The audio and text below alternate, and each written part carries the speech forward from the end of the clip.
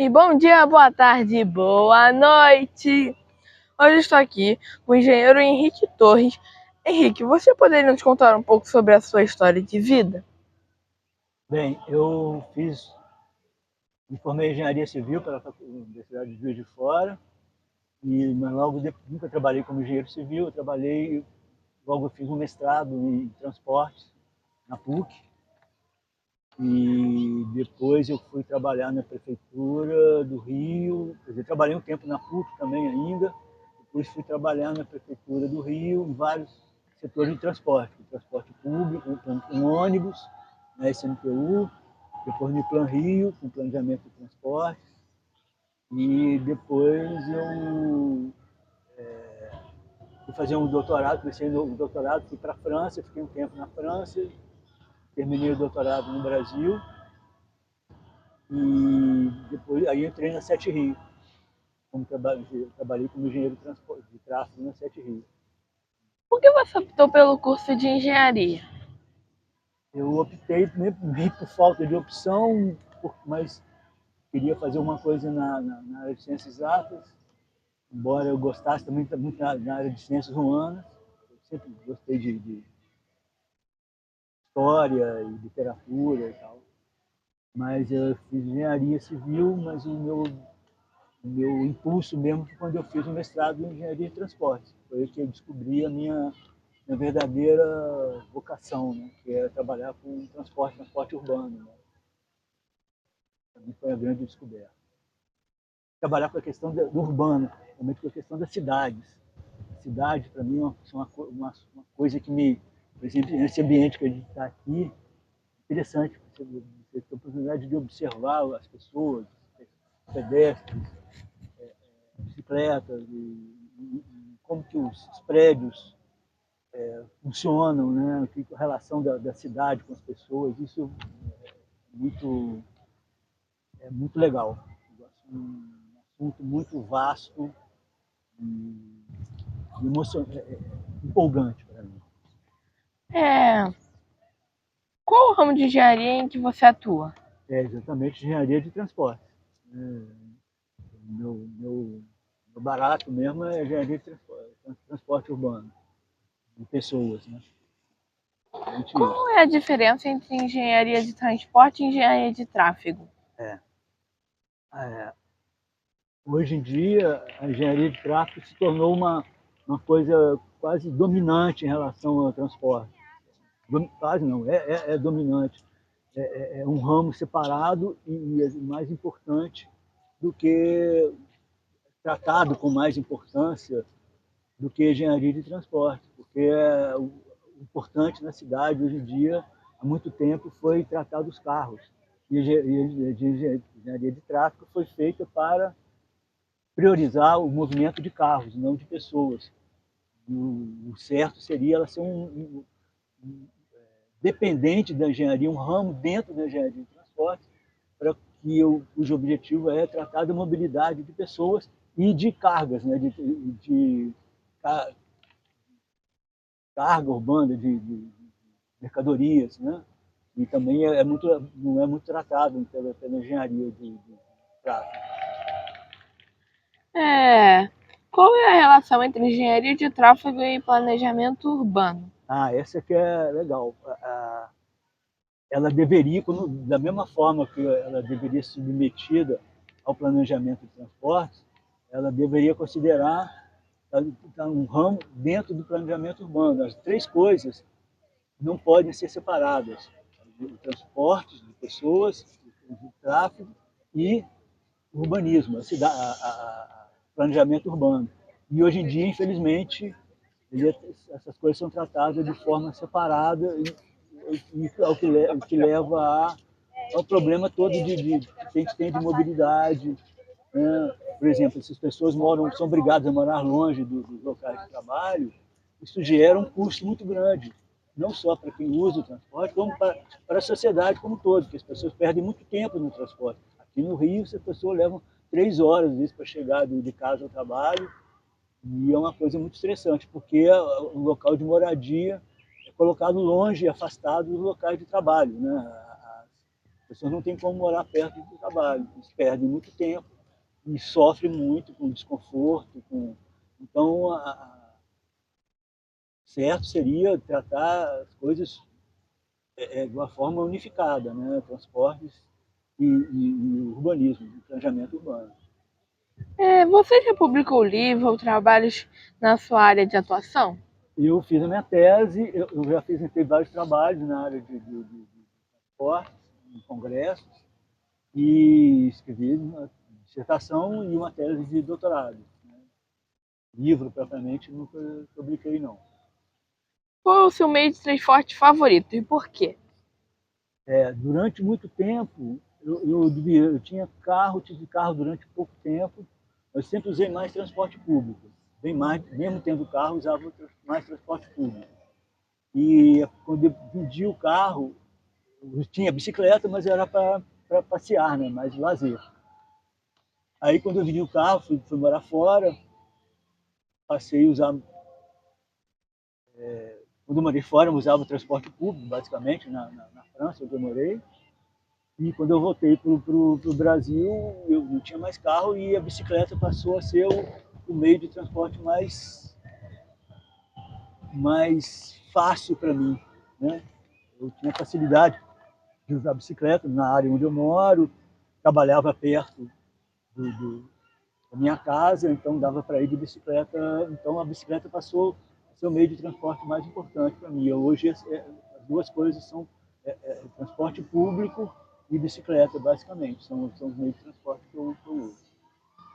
É, qual é a avaliação que você faz sobre a mobilidade humana nas cidades brasileiras? No Brasil ou no mundo, há alguma cidade que poderia servir de referência para as demais, visto o grau de eficiência? Essa é uma pergunta enorme. Essa aí, no problema da mobilidade, você falou, a avaliação sobre a mobilidade geral, depende. O Rio, engraçado, o Rio já foi melhor, eu acho, em termos de transporte público. Eu vi hoje um exemplo, quando eu vim para cá, antigamente eu pegava um ônibus, era fácil, tinha ônibus para todo lado.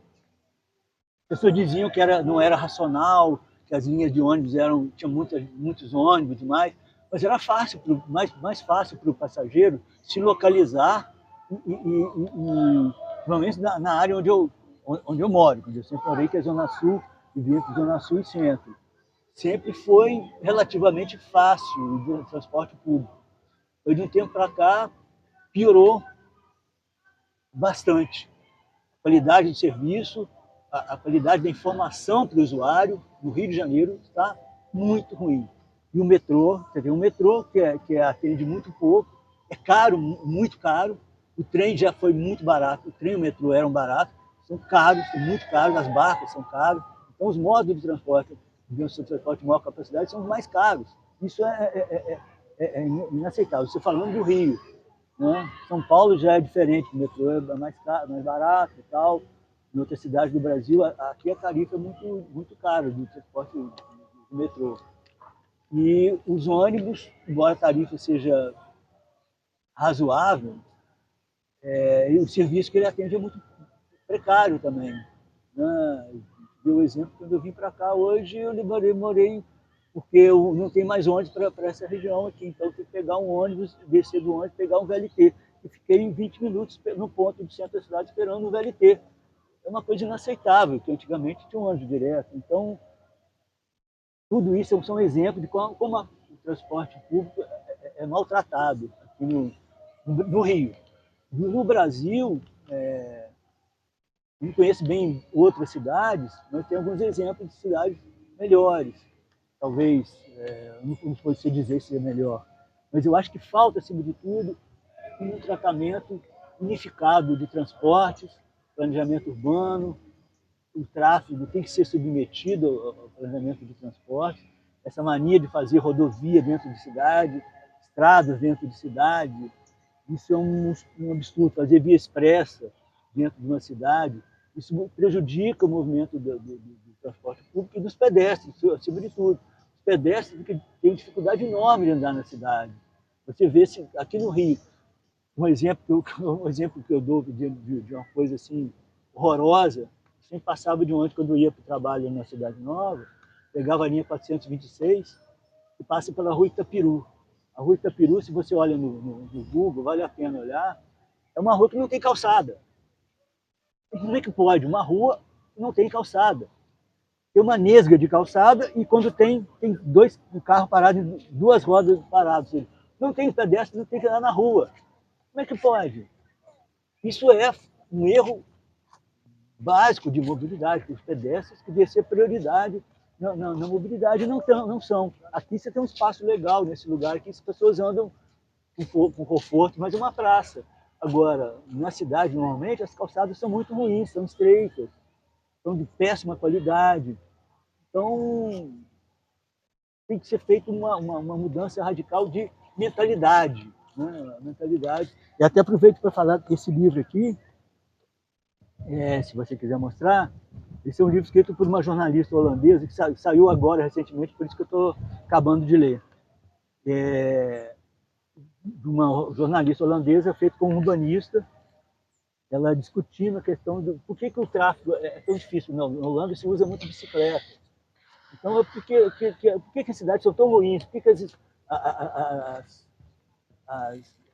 escolas, o acesso às escolas tem que ser feito por carro, não por bicicleta? Mesmo na Holanda, nem problema, porque os órgãos mesmo um país avançado como a Holanda, as pessoas, os engenheiros de tráfego lá, ainda têm a mentalidade, ainda até lá, ainda tem a mentalidade que tem que favorecer o acesso por carro, embora tenha uma rede enorme de ciclovias, a bicicleta seja privilegiada lá, mas ainda é a mentalidade, ainda é o carro ocupa maior espaço. Então, para fazer isso, para melhorar, tem que mudar essa mentalidade, favorecer o carro e não as pessoas. Né? As pessoas têm que ser pensadas. As crianças, como é que você vai pensar nas crianças com o carro passando?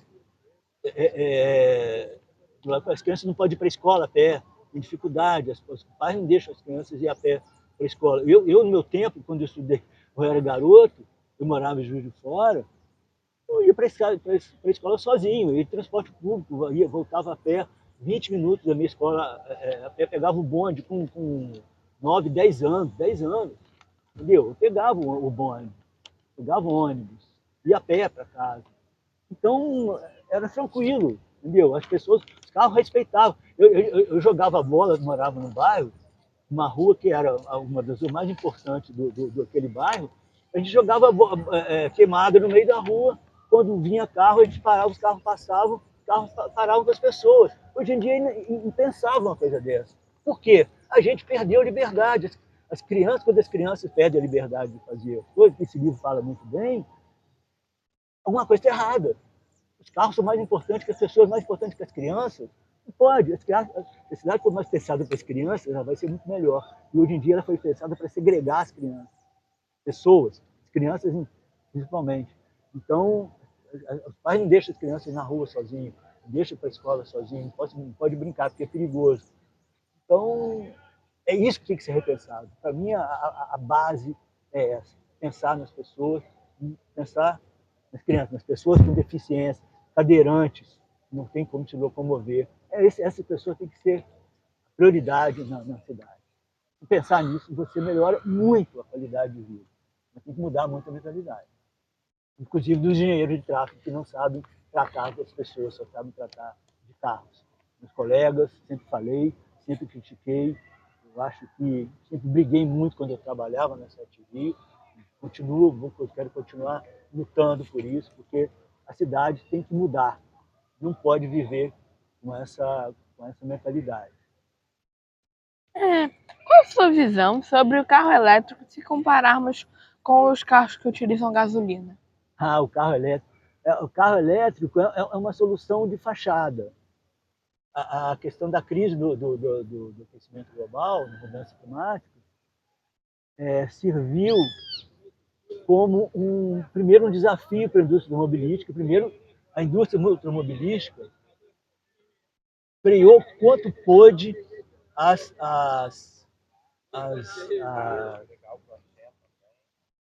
mudança do transporte em relação do que se fala do automóvel, né? Porque o automóvel a combustão é um dos maiores emissores de gases de efeito estufa. Não muito, né? Mas são uma fonte importante. Então, para preservar os seus lucros, a indústria automobilística, e junto com a indústria do petróleo, negou durante muito tempo a importância, a existência de mudança climática provocada pelos homens, atividades humanas. E quando eles chegaram ao ponto de não poder mais lutar contra isso, porque as evidências são muito importantes, né, do papel da atividade humana sobre o transporte, sobre a mudança climática, principalmente dos transportes e da produção de energia, eles passaram com a solução foi qual? Mudar a tecnologia. A tecnologia, vamos descobrir o carro elétrico. O carro elétrico não emite gases de efeito estufa. Mas isso aí é às vezes, uma pequeníssima verdade, que é muito mais mentira do que a verdade. Primeiro, porque se você considerar que o carro, você tem que considerar os impactos do carro, como de qualquer produto que você compra, até uma bicicleta, impacto daquilo sobre mudança climática, não do seu uso apenas, né? Desde a produção, a distribuição, até o descarte do veículo, né? De qualquer produto. Então, o carro elétrico, primeiro, para produzir, isso é mostrado por estudos, que ele emite muito mais gases de efeito estufa do que o carro a combustão. Porque ele exige um monte de metais que custam para extrair, são extremamente consumidores de energia. E a bateria, para produzir as baterias são a parte mais importante do carro elétrico. E ela depende também como que vai ser produzido a energia que vai alimentar essa bateria para usar esses carros. Então, você está num lugar a energia vem do carvão, por exemplo, o efeito sobre a mudança climática é zero. Né? A única vantagem que ele teria é de menor poluição local, né? Dos gases que não são poluentes. Mas, mesmo assim, eles usam, hoje em dia, o impacto dos automóveis, em termos de poluição local, ele é muito em função do desgaste do pneu. O pneu, quando ele o atrito do pneu com o asfalto, libera muitas partículas, material particulado. De plástico. Que é liberado, que vai para a respiração também. Na Europa, algum tempo atrás, mesmo com a melhoria dos motores, dos filtros, né, dos carros de combustão, o impacto desse material particulado dos pneus é mais importante do que os gases do monóxido de carbono, por exemplo, que hoje já tem mais controle. Por outro lado, e aí outro aspecto que eu acho do carro elétrico, ele é mais pesado. Ele é muito mais pesado por causa da bateria. Muito pesado. Carro mais pesado significa o quê?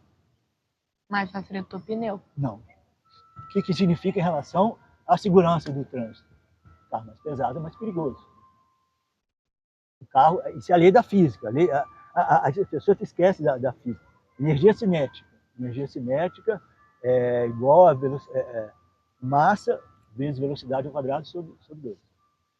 É isso que causa o impacto quando uma colisão do veículo, entre dois veículos, do veículo com o pedestre.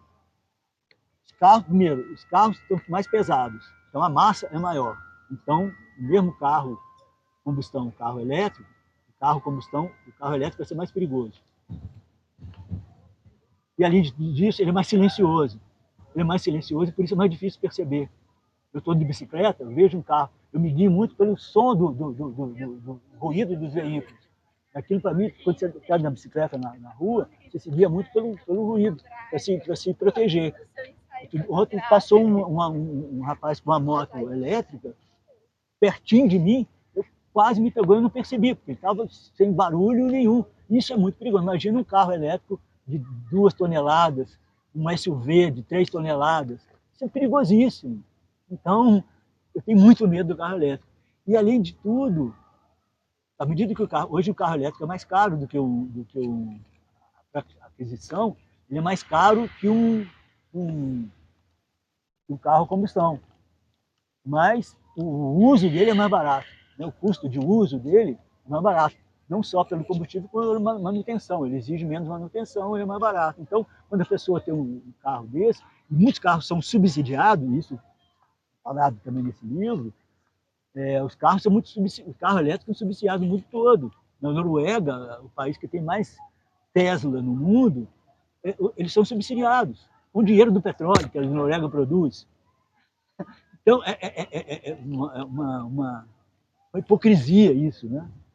Então, como ele é subsidiado, ele vai ficar mais barato de usar. Vai ficar mais barato de usar, o que vai acontecer? Menos pessoas vão usar transporte público, menos pessoas vão andar de bicicleta, porque o carro fica mais barato. O resultado disso, mais carro na rua, ruas mais perigosas. Então, para mim, o carro elétrico é uma arma muito perigosa que não deveria ser enfatizada. A questão do transporte, da poluição, das mudanças climáticas, não deveria ser tratada só por mudança tecnológica, e sim por mudança de mentalidade, usar menos o automóvel. Ponto. Isso você reduz agora. E, além de tudo, o carro elétrico, se eu for pensar na frota, quantos anos vai levar para ele ser, mudar a frota toda? 20 anos, pelo menos 20 anos eu vou estar morto, provavelmente. Você é um jovem, mas não vai fazer diferença nenhuma para mim, pelo menos, entendeu?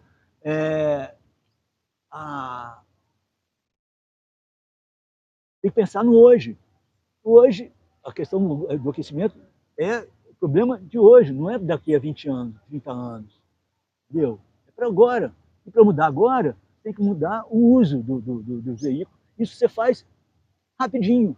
É só mudança política, mudança do planejamento de transporte, mudança de ênfase. Porque o problema é que as grandes corporações, produtoras de veículos, elas jogam isso como se fosse a solução para o problema deles, não o problema da sociedade, não o problema da coletividade. É o problema do lucro deles. E aí a mídia toda reflete isso, porque a mídia ganha com publicidade dos carros. Você abre os jornais, você só vê publicidade de carro. Na rádio, na televisão, publicidade de carro. Eu me lembro, falando de publicidade, isso o Cabanela lembra. Eu nunca vi mais gente propaganda de bicicleta. A única propaganda que eu lembro, do meu tempo que eu era pequeno, era da Caloi, falando, não se esqueça, nesse Natal não esqueça da minha Caloi. Isso foi quando eu era pequeno. Né? Isso quando tem 30 anos, entendeu? 40 anos. Depois nunca mais viu publicidade. Você já viu publicidade, propaganda de bicicleta na televisão? Não tem. Mas as pessoas usam porque precisam. É muito mais importante do que qualquer produto que você queira obrigar as pessoas, que a mídia obriga as pessoas a usarem. O carro elétrico, porque o carro elétrico não polui, ele é legal e tal. Mentira, isso é uma farsa. Isso tem que ser denunciado.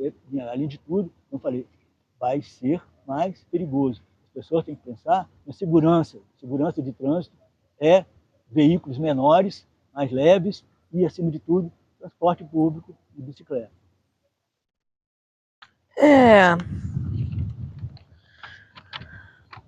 Para alguém que gostaria de fazer um curso de engenharia, qual a recomendação que você daria? Não sei, eu fiz engenharia de transporte, então hoje em dia, no meu tempo, quando eu estudei engenharia, eu fazer engenharia civil, na minha faculdade, lá em Juiz de Fora, tinha só 2 cursos de engenharia, civil e eletricista. Hoje, a universidade lá está muito maior, tem vários cursos.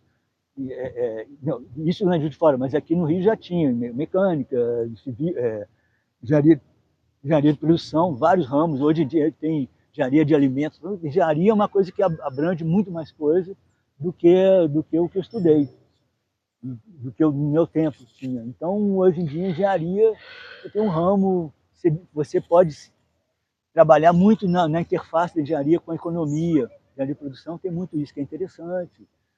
Com planejamento urbano, engenharia de serviços, engenharia urbana, na própria tem um curso de engenharia urbana. Então, é uma variedade de coisas, dentro mesmo, só no ramo da engenharia, é uma variedade enorme. Então, as pessoas podem escolher quem quer fazer engenharia, né, ficar na área de ciências exatas, não precisa se limitar à engenharia civil, ou eletricista, ou mecânica, o que era o tradicional. O engenheiro é um profissional bem remunerado no Brasil? Varia, não, já foi mais. A engenharia já foi mais importante, né? Eu, quando me formei em engenharia, em 79, quando comecei o curso de engenharia, dos anos 70, engenharia era uma coisa...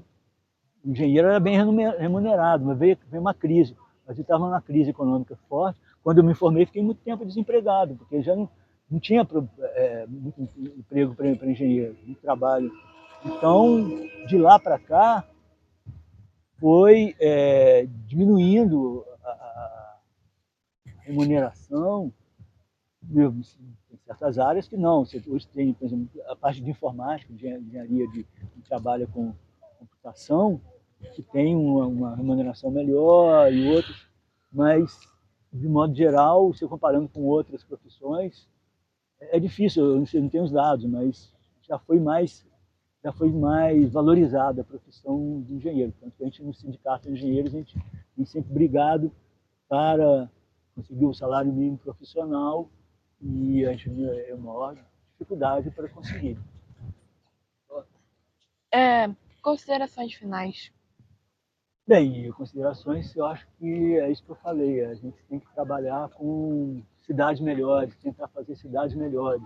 Para fazer cidades melhores, a gente tem que ter mudança de prioridades. Não fazer o que se faz hoje, mudar radicalmente, mas radicalmente mesmo, a forma como a mobilidade é encarada, como a acessibilidade encarada, que as pessoas têm que parar de pensar só em mobilidade, né? Como você acessa os locais, né? E acessibilidade por todos os modos, né? Principalmente a pé, transporte público, bicicleta. O automóvel tem que ser um subsidiário dos outros modos. A própria lei de mobilidade federal considera a prioridade os modos ativos, depois os modos do transporte público. Eu questiono um pouco isso, mas para mim o transporte público é mais importante. Depois, só embaixo, o automóvel. Então, pensar no transporte de carga também, né, que é fundamental, que as pessoas não é muito tratado. Né? O transporte de mercadorias na cidade tem que ser mais importante do que os carros. E os carros são mais importantes hoje em dia do que um caminhão que quer descarregar, mas não tem espaço, né? Porque tudo é fizado como estacionamento para carro. É isso. E tchau. Valeu. Obrigado pelo convite.